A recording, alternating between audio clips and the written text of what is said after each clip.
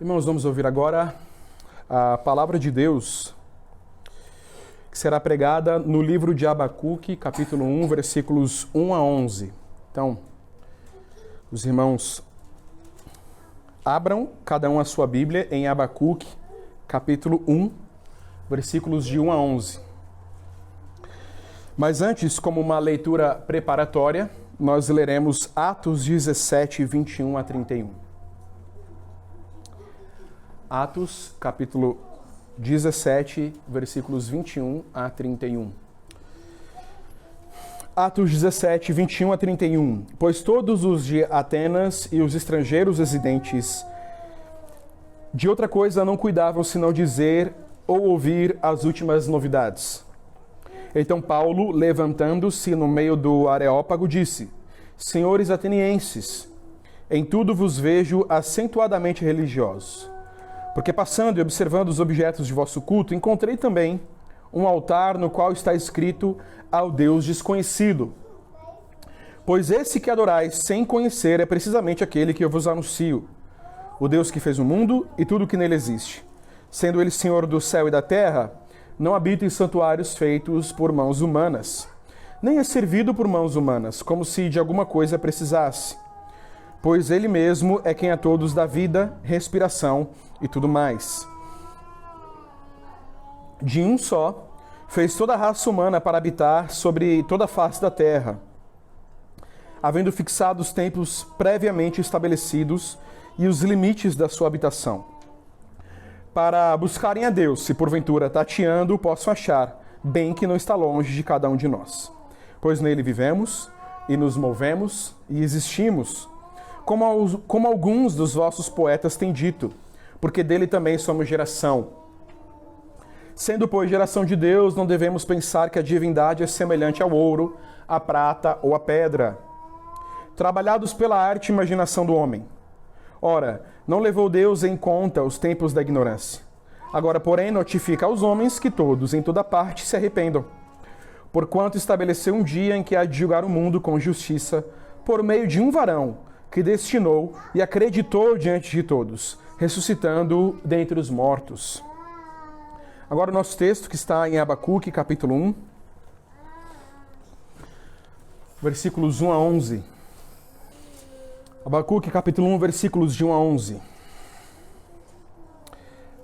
Assim diz a palavra de Deus, sentença revelada ao profeta Abacuque. Até quando, Senhor, clamarei eu, e tu não me escutarás?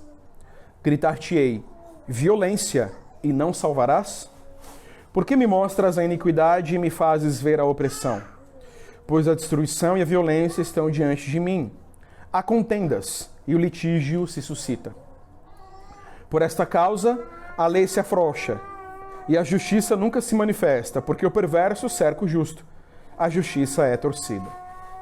Vede entre as nações, olhai, maravilhai-vos e desvanecei, porque realizo em vossos dias obra tal que vós não crereis quando vos for contada. Pois eis que suscita os caldeus, nação amarga e impetuosa, que marcham pela largura da terra para apoderar-se de moradas que não são suas. Eles são pavorosos e terríveis, e criam eles mesmos o seu direito e a sua dignidade. Os seus cavalos são mais ligeiros do que os leopardos, mais ferozes do que os lobos ao anoitecer. São os seus cavaleiros que se espalham por toda parte. Sim, os seus cavaleiros chegam de longe, voam como águia que se precipita a devorar. Eles todos vêm para fazer violência, o seu rosto suspira por seguir avante. Eles reúnem os cativos como areia. Eles escarnecem dos reis. Os príncipes são objeto do seu riso. Riem-se de todas as fortalezas, porque, amontoando terra, as tomam. Então, passam como passa o vento e seguem. Fazem-se culpados este, cujo poder é o seu Deus. Os irmãos, este sermão foi escrito, preparado pelo pastor Iraldo Luna. Amada congregação do Senhor Jesus Cristo, o diabo, desde o início, tenta deturpar a verdade. E ele usa o mundo, o pensamento do mundo, a influência pecaminosa para disseminar a mentira, para perverter a verdade. Uma das formas em que ele faz isso, com que ele faz isso, é tentando fazer com que as pessoas pensem que dizer a verdade é algo ofensivo. Tudo tem que ser feito de acordo com o politicamente correto, com o objetivo de agradar as pessoas. E a mentira que está por trás disso é dizer que essas coisas ou esse modo de agir é amor. Falar o que as pessoas querem ouvir é amor. É proibido falar o que as pessoas não suportam, porque não se deseja ofendê-las. É com essa mentira que o inimigo tem levado muita gente para o inferno, porque com isso desvia as pessoas da verdadeira mensagem do Evangelho. O que muitas igrejas têm apresentado hoje não é o Evangelho em sua essência e verdade, mas uma mistura de autoajuda com idolatria. Com essa mensagem agradável aos ouvidos e bem politicamente correta, coloca o homem numa posição confortável, em que de fato ele não se encontra. A consequência disso tem sido que já não se fala mais sobre a ira de Deus. As igrejas têm evitado ao máximo, ou até na verdade esquecido, esse atributo do Senhor, a saber, a sua ira, a sua santa indignação contra o pecado. Parece nos nossos dias que falar sobre a ira de Deus é algo que contraria o falar sobre o seu amor, como se ira não pudesse estar junto com amor e misericórdia. Esse evangelho moderno tem medo que as pessoas se afastem da igreja ou mesmo do evangelho ao ouvirem esse termo, ira, indignação, ao ouvirem que Deus está irado, indignado com os pecadores que não se arrependem. Mas, meus irmãos, isso não é verdade. Na história da igreja, temos exemplos do contrário, de pessoas que se converteram ao ouvir falar sobre justamente a ira de Deus. Por exemplo, um pastor americano do século XVIII pregou um sermão baseado em Deuteronômio capítulo 32, versículo 35, que tinha o título Pecadores nas mãos de um Deus irado. E diz a história que as pessoas choravam e clamavam por arrependimento enquanto ouviam um sermão. Outros se agarravam nas colunas da igreja com medo do inferno. Disse também que depois de pregar ele teve que acalmar as pessoas para que fossem embora. Isso mostra que pregar sobre a ira de Deus não é espantar as pessoas, mas trazê-las de fato ao Evangelho. E nós veremos hoje, nesse nosso texto que acabamos de ler, precisamente isso. A mensagem que lemos em Abacuque nos ensina que Deus está irado com o pecador, que a sua ira está prestes a cair sobre pecadores que têm o seu coração endurecido e que não se arrependem. Esse texto nos ensina, irmãos, que Deus pune o pecador com a sua santa ira e que essa punição chegará no seu devido tempo. A punição pelo pecado não será esquecida, mas virá no seu devido tempo. Destacaremos, portanto, dois pontos nessa mensagem da punição, sobre a punição da ira de Deus. O primeiro ponto é a ofensa do pecado à santidade e justiça de Deus. A ofensa do pecado à santidade e justiça de Deus. Isso nós lemos dos versículos 1 a 4. Leamos novamente. Sentença revelada ao profeta Abacuque. Até quando, Senhor, clamarei eu e tu não me escutarás? Gritar-te-ei violência e não salvarás. Porque me mostras a iniquidade e me fazes ver a opressão? Pois a destruição e a violência estão diante de mim. Há contendas e o litígio se suscita. Por esta causa a lei se afrouxa e a justiça nunca se manifesta. Porque o perverso cerca o justo, a justiça é torcida. O povo, de fato, estava no contexto de Abacuque endurecido pelos seus pecados. Parece que não havia mais esperança de melhora e o estado das coisas só piorava. Por isso o profeta é tomado por um sentimento de justiça. Mas não se trata aqui de um sentimento insensível, como se ele fosse melhor do que as outras pessoas, como se soubesse o único a saber o que é o certo, e o resto do povo não tivesse essa oportunidade. O sentimento de Abacuque não era de superioridade, mas de indignação por saber que o pecado ofende a justiça e a santidade de Deus. Por isso ele desejou pressa no juízo divino. Daí vem a sentença, sobre a qual nós lemos no versículo 1. Essa expressão, meus irmãos, era usada normalmente para falar do juízo de Deus sobre as nações. Alguns até afirmam que essas palavras do capítulo 1 são direcionadas à perversa Babilônia. Mas conforme a situação é relatada pelo profeta, está claro que essa perversidade se dava entre os seus próprios companheiros. Como nós lemos no versículo 3, porque me mostras a iniquidade e me fazes ver a opressão, pois a destruição e a violência estão diante de mim.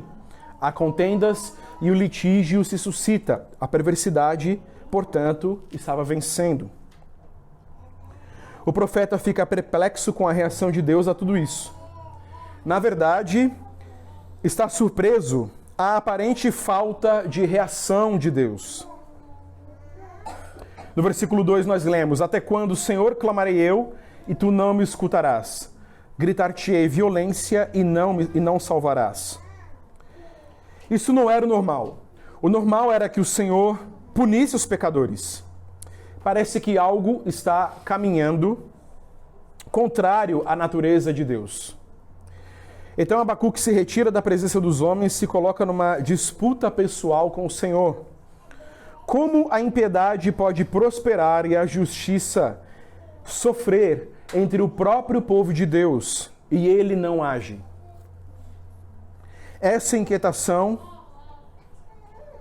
nós lemos, não parece ter surgido do dia para a noite. Era uma oração frequente. Até quando? O clamor pelo socorro de Deus era algo frequente, constante na vida de Abacuque. O Senhor parecia ter fechado os seus olhos para a impiedade, parecia ter deixada impune a perversidade. Como Deus poderia permitir tanta hipocrisia e enganação? As pessoas com a lei numa mão e a perversidade na outra. Como muitos vivem com o evangelho nos lábios e a perversidade demonstrada nas suas obras. Será que Deus não vê nada disso? Havia sim uma preocupação com os que estavam sofrendo, com os que estavam sendo enganados, com os justos que estavam padecendo sob a perversidade. Mas esse, meus irmãos, não é o ponto aqui. O ponto é: como pode um Deus santo permitir tanta perversidade? É a glória de Deus e a santidade de Deus sobre o que estamos falando. E essa era a preocupação de Abacuque. O pecado causa indignação em todo aquele que zela pela santidade de Deus e vê a iniquidade crescendo de modo desenfreado. O pecado não passa desapercebido aos seus olhos. Quem conhece a santidade de Deus não consegue suportar o cheiro podre da perversidade. E Deus, meus irmãos, certamente não está fora, alheio a tudo isso. Essa indignação com o pecado vem da certeza de que Deus, o próprio Deus, está indignado com o pecado. É apenas uma pequena amostra de como Deus se ira com o pecado e de como a iniquidade ofende a Deus. É um pequeno lembrete de como o Senhor leva a sério a perversidade, inclusive a que parte de dentro do seu próprio povo. Por isso, quando pessoas estiverem publicando na internet fotos, imagens sensuais, ostentação e louvor àquilo que é mundano, não devemos fazer elogios, nem curtir esse tipo de material, mas ter indignação santa, porque a perversidade ofende a santidade e a glória de Deus. Se homens que são pecadores e falhos sentem essa indignação, que dirá o Senhor, que é santíssimo, e tão puro de olhos que não pode contemplar o mal. O simples fato de não perceber isso, ou de se agradar com isso, pode ser um indício de que a iniquidade já não causa impacto na nossa vida e que nós já estamos acostumados com ela. Dizem que aquelas pessoas que trabalham no IML, Instituto Médico Legal, reconhecendo tantas vezes ao dia corpos de pessoas mortas, usam algumas técnicas para suportar o mau cheiro do cadáver, principalmente daqueles que já há algum tempo estão expostos. O esforço deles é suportar o primeiro momento, o primeiro impacto, porque depois disso não sentem mais a diferença, já estão acostumados. O mau cheiro, portanto, incomoda. Quando ele não faz parte do nosso dia a dia e não estamos acostumados com ele, ele se torna insuportável. Mas quando vivemos em um ambiente onde há sempre um mau cheiro, isso já não faz mais qualquer diferença para nós. Respiramos este mau cheiro e nem sentimos o mal que ele faz. Da mesma maneira, assim é o pecado. Se ele não nos incomoda mais, não nos causa mais indignação, significa que estamos tão podres quanto ele.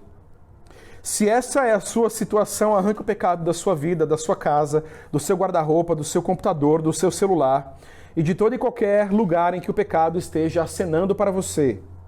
Fazei, pois, morrer a vossa natureza terrena, diz o apóstolo Paulo. Colossenses capítulo 3, versículo 5. Se queremos servir a Deus, devemos estar do lado daqueles que se indignam com o pecado e não daqueles que o alimentam. A santidade e a majestade de Deus nos levam a entender que o pecado não pode ser tido como algo normal no nosso meio. Assim, a indignação de Deus, a santa indignação contra o pecado não está reservada para aqueles que se consideram os mais santos, porque não se confunde com arrogância, não se confunde essa indignação com arrogância. Mas essa indignação é para todos os que confessam pertencer ao santo povo de Deus e que têm em suas mãos a sua palavra. Não levar o pecado a sério, não levar a santidade de Deus a sério. E é disso que procede a ira de Deus, daí vem a ira do Senhor, a ofensa à sua santidade e justiça. Chegamos agora, meus irmãos, no segundo ponto, que é: a punição do pecado chegará no seu devido tempo. A punição do pecado chegará no seu devido tempo, versículos 5 a 11, os quais nós leremos novamente. Vede entre as nações, olhai, maravilhai-vos e desvanecei, porque realizo em vossos dias obra tal que vós não crereis quando vos for contada. Pois eis que suscita os caldeus, nação amarga e impetuosa, que marcham pela largura da terra para apoderar-se de moradas que não são suas.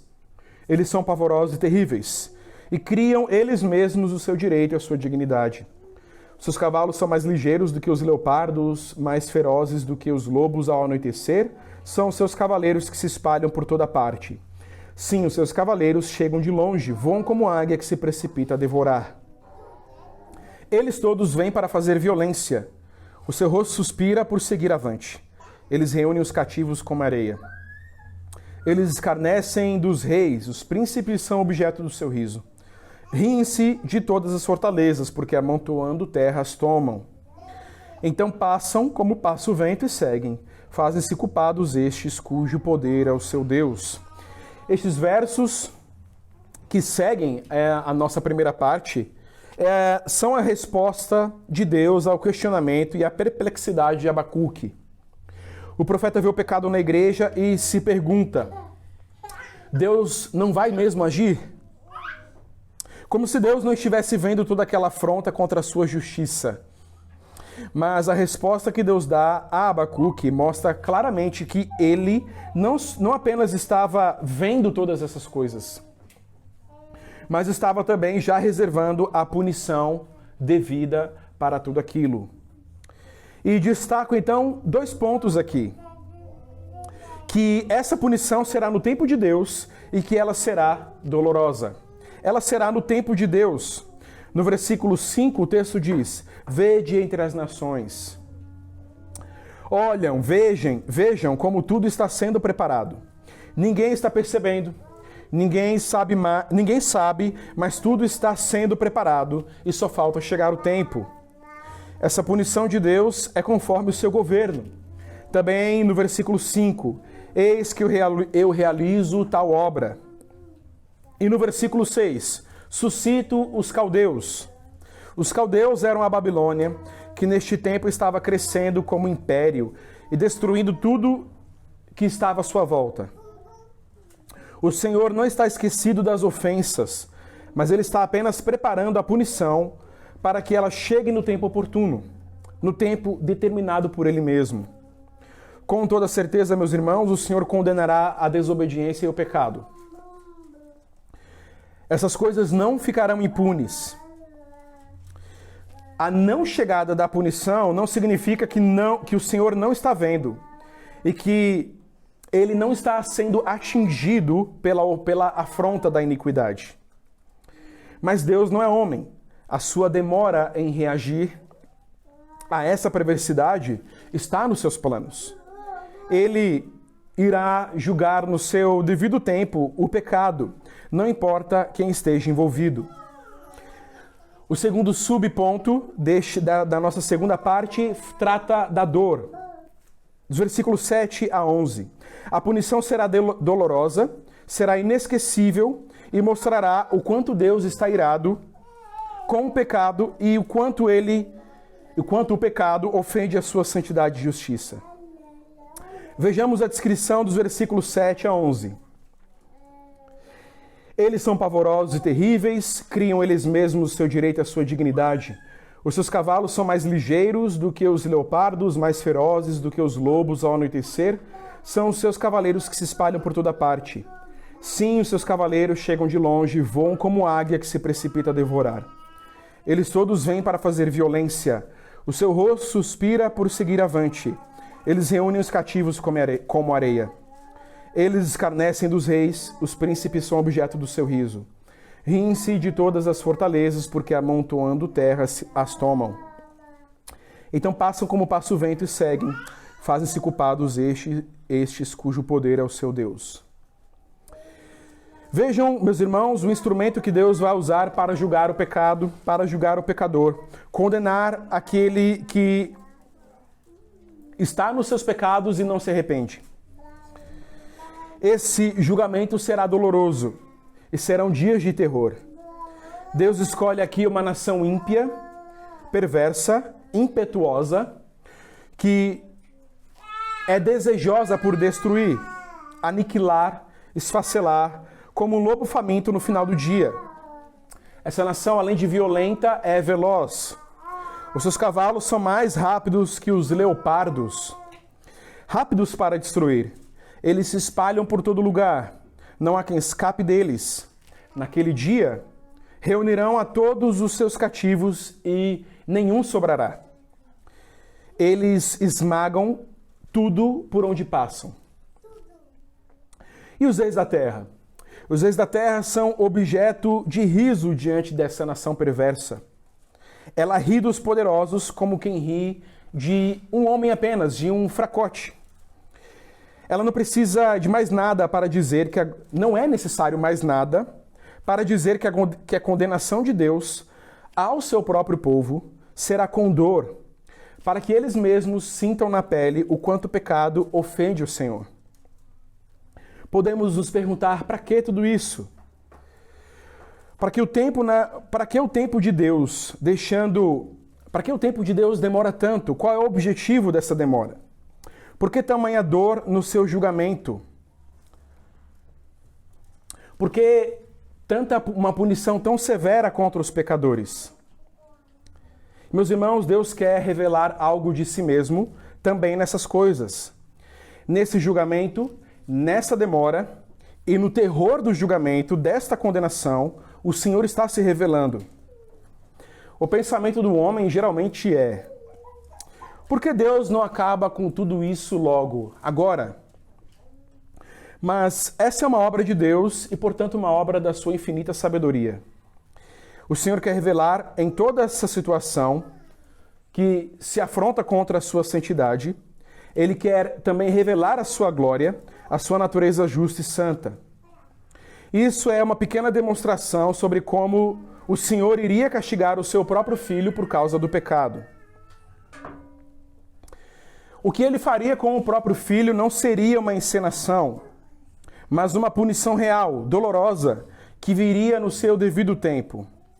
Então, tudo isso serve para nos revelar o que Deus estava prestes a fazer com o seu próprio filho. O pecado teria que ser condenado, mas a condenação do pecado no pecador não cumpre o propósito de salvação, porque a condenação do ímpio não traz qualquer salvação, mas somente a condenação de Cristo, o Filho de Deus. Foi esse juízo severo que caiu sobre o Filho de Deus. Esse furor foi derramado na sua carne. O que era impossível ao homem, Cristo realizou. O apóstolo Paulo diz em Romanos capítulo 8, versículo 3: Porquanto o que fora impossível à lei no que estava enferma pela carne, isso fez Deus enviando o seu próprio Filho em semelhança de carne pecaminosa e no tocante ao pecado. E com efeito condenou Deus na carne o pecado. Ele, o Senhor Jesus, sendo completamente santo e justo, pôde receber o juízo de Deus e assim ser um instrumento de Deus para condenar e salvar. Tendo recebido a justa e santa ira do Pai, Cristo pode agora salvar aqueles que se refugiam nele com o coração ferido e doloroso por causa do pecado. Mas ele também pode condenar aqueles que têm prazer nos seus pecados e neles encontram a sua satisfação, em vez de indignarem-se. É assim como a Escritura revela a justiça de Deus contra o pecado na pessoa de seu Filho. Em Atos 17, quando Paulo estava entre os pagãos em Atenas, ele diz nos versículos 30 e 31, Ora, não levou Deus em conta os tempos da ignorância. Agora, porém, notifica aos homens que todos, em toda parte, se arrependam. Porquanto estabeleceu um dia em que há de julgar o mundo com justiça, por meio de um varão que destinou e acreditou diante de todos, ressuscitando-o dentre os mortos. Ele foi destinado para isso, para julgar a todos os que não se arrependem. E o que vemos aqui em Abacuque, capítulo 1, é uma demonstração desse julgamento contra os pecadores que não se arrependem. Porque o julgamento mesmo será no tempo marcado por Deus e com o juiz certo. Quem irá julgar o mundo não é a Babilônia, não são os caldeus, mas o justo juiz, Jesus Cristo, que se revelará no seu devido tempo. Deus, portanto, não está com os olhos tapados para o mal, mas aguarda o tempo certo em que revelará a sua justiça no julgamento dos pecadores. Assim, não se enganem, o mal não prevalecerá.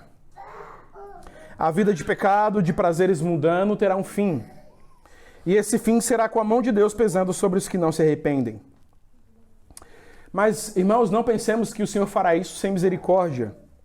Não nos esqueçamos de que a justiça de Deus já foi e está sendo revelada. O furor de Deus, que veremos no último dia contra os pecadores que não se arrependem, já foi revelado para nós, ou em nosso lugar, na cruz do Calvário. A justiça e a ira de Deus já foram proclamadas ali. Mas não para mostrar condenação aos pecadores, mas em seu lugar misericórdia. Porque o castigo que caiu sobre Jesus Cristo na cruz foi um anúncio de salvação e graça. Todos os que no último dia forem condenados pela ira de Deus virão essa mesma ira como uma mensagem de salvação. Todos que um dia virão a condenação dos ímpios já viram essa mensagem de salvação. Então não é sem misericórdia que os pecadores serão condenados. Vejamos os nossos dias como exemplo. Hoje, novamente, o Evangelho da Cruz é anunciado neste lugar, para que todos nós continuemos firmes no Salvador. E para aqueles que vivem nos seus pecados, possam se arrepender e abraçar a este Salvador e assim recebeu o castigo de Deus. Antes que chegue aquele último dia, que com certeza será muito pior do que essa demonstração da ira de Deus aqui em Abacuque. todos os pecadores são convidados à misericórdia e graça do Senhor, demonstradas em Cristo. Toda a descrição de poder, força e terror dos babilônios em Abacuque, capítulo 1, não se compara com o terror do dia do julgamento. Cristo é a misericórdia de Deus e a sua longanimidade para com os pecadores. Ele poderia ter acabado com tudo isso, com todo mundo, num instante apenas. O Senhor não precisava nos tolerar a nossa inconstância, a nossa hipocrisia, tolerar a nossa infidelidade. Mas Ele fez isso pacientemente, esperando o dia certo para revelar a sua ira contra o pecado e a sua justiça. Paulo diz em Romanos 3, 24 a 26, sendo justificados gratuitamente por sua graça, mediante a redenção que há em Cristo Jesus, a quem Deus propôs no seu sangue como propiciação mediante a fé, para manifestar a sua justiça, por ter Deus, na sua tolerância, deixado impunes os pecados anteriormente cometidos, tendo em vista a manifestação da sua justiça no tempo presente, para Ele mesmo ser justo e o justificador daquele que tem fé em Jesus. O Senhor Jesus Cristo pagou com o seu sangue a nossa dívida com Deus e assim Deus nos mostra a tolerância, não punindo os nossos pecados, mas aguardando a vinda de seu Filho para descarregar sobre ele a sua ira. Por isso, Paulo conclui: já nenhuma condenação há para os que estão em Cristo Jesus. Porquanto o que for impossível à lei, no que estava enferma pela carne, isso fez Deus enviando o seu próprio Filho. Aproveitemos, meus irmãos, e desfrutemos dessa paciência e longanimidade de Deus disponíveis no seu Filho. Não joguemos isso fora, mas agradeçamos a Deus todos os dias por tamanha misericórdia e pelo dom supremo do Senhor Jesus Cristo. Amém.